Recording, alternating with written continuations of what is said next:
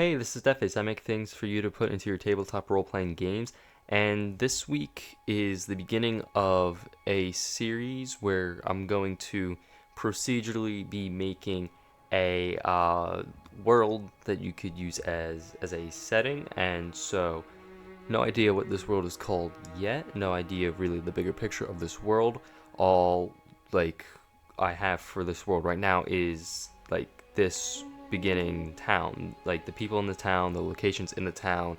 It's just going to be making pieces and growing off from those pieces until the bigger picture is there, so that there's no like influence or anything overshadowing anything else. It's just here's an idea, grow the idea, make a new idea every single day, so that it's a very in-depth world, and when it's full, we'll make a new one. And so this week is running with the theme that this past week has been of a high fantasy setting.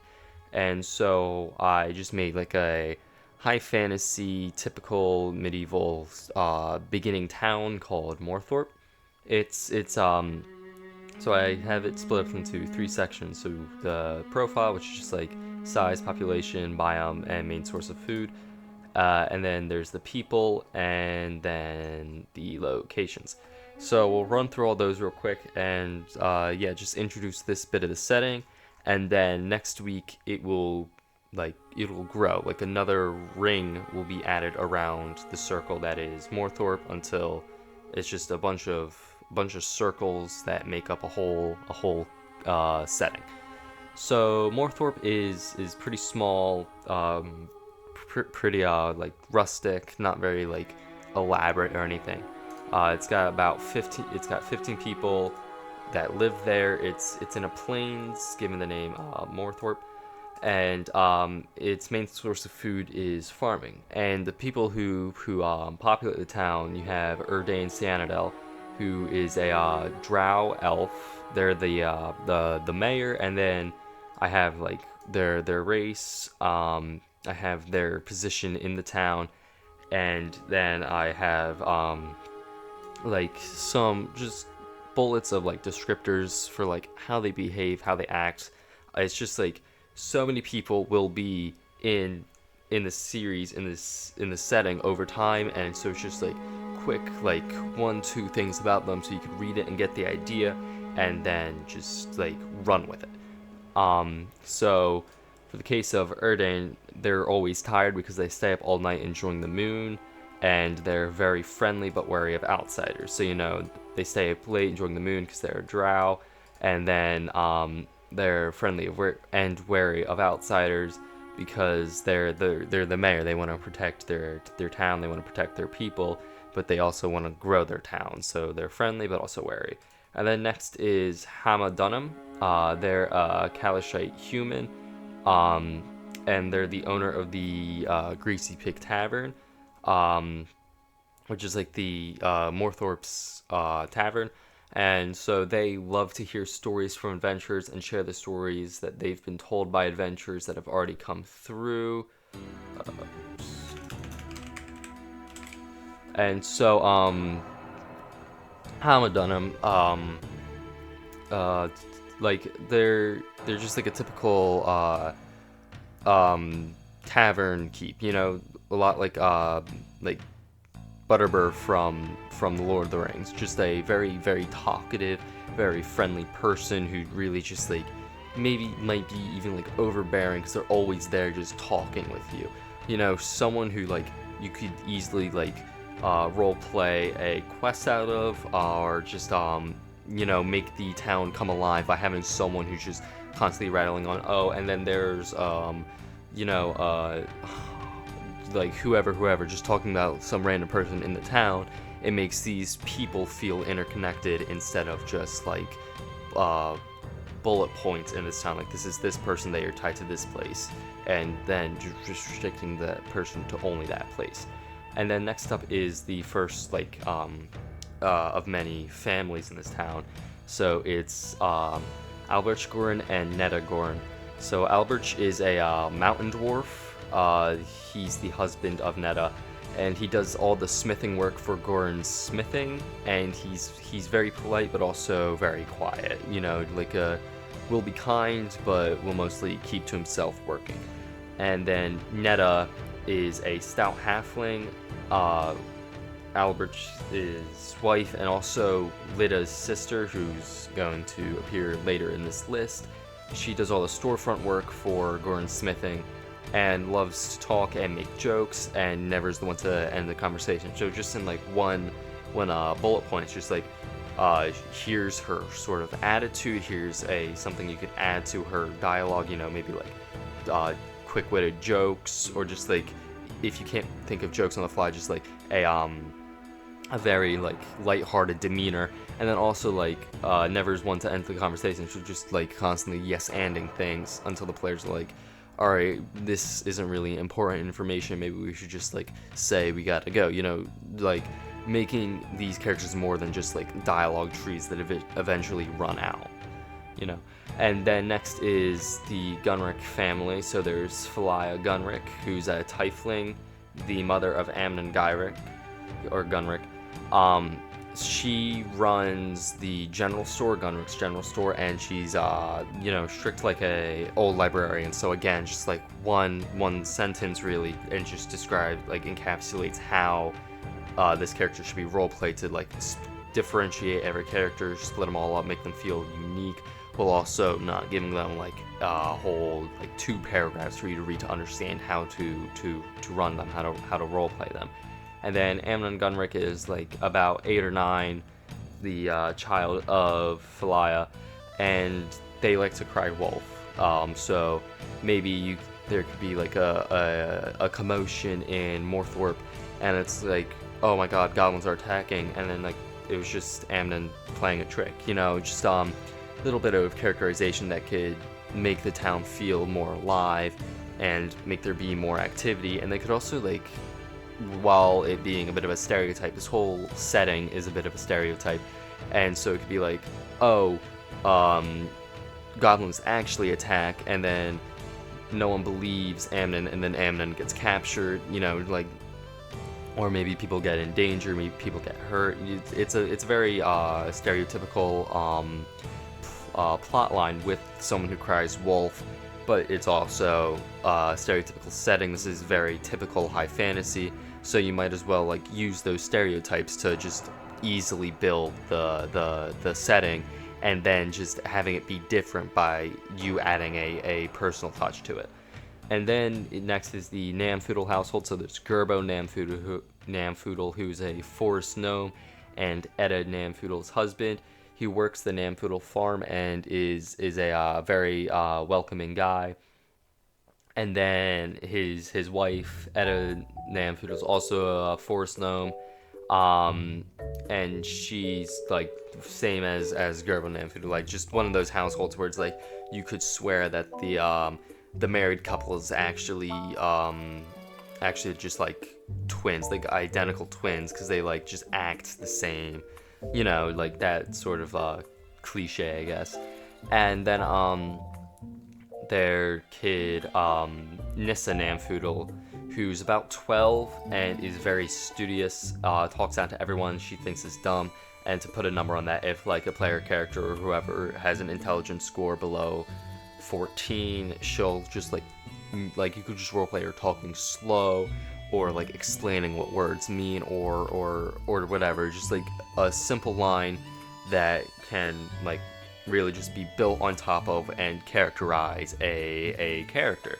Because if you as a NPC talk down to one of your players are probably not going to like that character. And even though that's a negative response to a character, they don't like that character, it's still a opportunity for roleplay, and it's still eliciting an emotion from your players. So it's maybe one of your players has an intelligence score below 14, so they get upset at Nissa Namfoodle because she's talking down to them. And then the other players who don't have an intelligence score below 14 are now hang on, she's just a kid, come on, man. And it's allows for your players' emotions to influence the actions of their characters and like just naturally elicits roleplay between your characters. And then next up is Thok, who's an orc, and well, most other people work stores or are farmers. Thok is a hunter who goes hunting in the nearby woods to get meat for Morthorpe, but he also keeps cattle for milk and is like a gentle giant. So it's like he stands out. He's like, you know, just a gentle giant, again, like a cliche character archetype that still just like is a like one line that like gives you the idea of how to run this character. Maybe give him like a very soft, or maybe even like a high-pitched voice, or maybe very, very low voice, because like the giant part of Gentle Giant. But you can make him like an animal lover. It's just a bunch of, it's just two lines that you could like run with different pieces of it, or just like sort of like web it out. And then there's the Tea Leaf household. So there's Verna Tea Leaf, who's a Lightfoot halfling who's married to Lita, their Lita's wife, and they work the Tea Leaf farm and love to talk about art and perform with their lute every Saturday at the Greasy Pig Tavern. And they're very hospitable and love reading and learning about big cities. So it's just like a couple things that you could add to them, like maybe when the players meet this character, she starts asking them about big cities and if they've ever been to a big city. So it's just like since this is like a starting town, that could delve into players' backstories. Maybe they could say yes, even though it doesn't explicitly say that in their backstory. And it's just like also a dynamicy of giving them more places than just their house to be at. You know, they go to the Greasy Pig Tavern every Saturday. It gives them a routine and a different place to be at. You know, just giving a bit of dynamicy to these NPCs. And so next is Lita Tea Leaf. She's a stout halfling. This is Netta's sister. She works on the farm, and she doesn't talk much, but she loves to tinker. And so you know, it's just like a couple lines makes her have more than just a simple dialogue tree of like, this is Morthorpe, welcome to Morthorpe, blah blah blah, my name is blah blah blah blah blah blah blah blah blah. It gives them like something for them to be doing rather than something to be saying. And then there's their twin kids, Vani and Milo Tea Leaf. So they're both Lightfoot halflings. They're about 8, and Vani's they're both very friendly. Vani's like the one in charge. They really like to play hide and seek, and Milo just likes to do whatever Vani does. And then lastly, there's Nala Balazar. She's a Emerald Dragonborn, and she works the Balazar sheep farm to provide the town with wool, and she also runs the Morthorpe School and Library. She's very patient and nurturing, and she is always eager to help, though she doesn't fight. And so that's it for the NPCs of Morthorpe, and now the locations, which is a lot shorter of a list, though there are whole lists of stocks for the stores. So there's the Morthorpe Town Hall, which again is led by Erdain Cianel. It's one of the newer buildings of Morthorpe, made of wood and stone. It also acts as a post office and emergency shelter, so there, you know, there's an opportunity to connect to the outside world, and for the players to connect to the outside world. And also just like if something happens, like there's a place for these NPCs to go. Like it's just like a simple line, but also gives you room to say goblins attack and houses are destroyed, like leave lasting damage, lasting effects that affect these NPCs' lives and makes everything feel more dynamic, instead of Morthorpe just being the place that the players go back to after completing the adventure. And the players can go here to learn about any blight affecting the town and be offered a cash reward to solve the problem. You know, it's the town hall. It's worried about the town's safety. If the players are like the adventuring type and they want to help out, they can. It's almost like a job posting board, They could go there, ask about any problems, and be offered a job to solve it. Because that's sort of like their role in society as adventurers, as the players. And so the next up is the Greasy Pig Tavern. Um, Again, ran by Hama Dunham. It's a large rustic building, a little worn down, but very homely and warm. Just one of those very like chipping paint on the outside and everything. Maybe a little bit of cracks in the rocks, but it's very, very warm. Very warm colors and everything, like roaring fire and everything, like a very like nice and homely atmosphere. And so there's 4 bedrooms in case that the players stay at the Greasy Pig Tavern, and then price information for the rooms and for meals and everything, and that it's a gathering spot for the townspeople and any travelers, so there's plenty of news and rumors to be heard there. It was already in, I believe, Netta's? Or... No. I forget who it was. But, it was Verna Tealeaf, but like how she goes to the Greasy Pig Tavern every Saturday. These characters like interact with their hometown. They're not just tied to their storefront or to their to their house. Like these are like people. They have places to go to. They do more than just stand around. And then there's Gorin Smithing, so ran by the Gorins. It's small. And there's the stock information, so it's not everything in that you could find in the tables in the player's handbook. It's just a handful of stuff, but it's also that another change with it, instead of it being everything but just a couple things, is the prices are a little bit different. They're a little bit higher.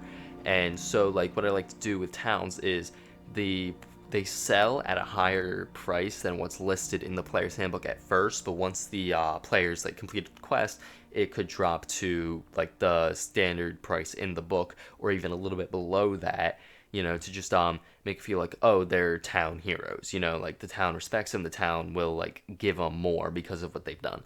It makes them feel a lot more rewarded and everything, and it just makes it also feel like the NPCs have opinions. And then there's the Gunrick General Store, so ran by Flya Gunrick. It's a humble building, and one wall is clearly newer than the other, and is a sign of when the store was raided by a party of goblins. It's a just a simple line, but also gives like a jumping off point for like, hey, we have a goblin problem. Here's when they attacked us. We're worried about when they'll attack us again. So please help us deal with these goblins. And it could give a reason to like maybe like pick out a couple of items in their store and say, hey, these aren't in stock right now because these were taken by the goblins. These were raided by the goblins. You'll have to wait a week for new stock of these to come in. And so then the players are missing out on rations. They're missing out on potions of healing, tents, just like items that they would like to have, but they can't because of like something that happened in the world. They feel the effect of something that happened before they were there. And again, I did the same thing where it's not every single item from the tables in the Dungeon Master's, or not Dungeon Master's Guide, the Player's Handbook. There's only a couple, and they're a bit more expensive than normal. And then there's the Moorthorpe School and Library, which is ran by Nala Balazar. It's the second largest building in Moorthorpe and is also the newest. It teaches the town's children Monday through Thursday from 9 a.m. to 1:30 p.m.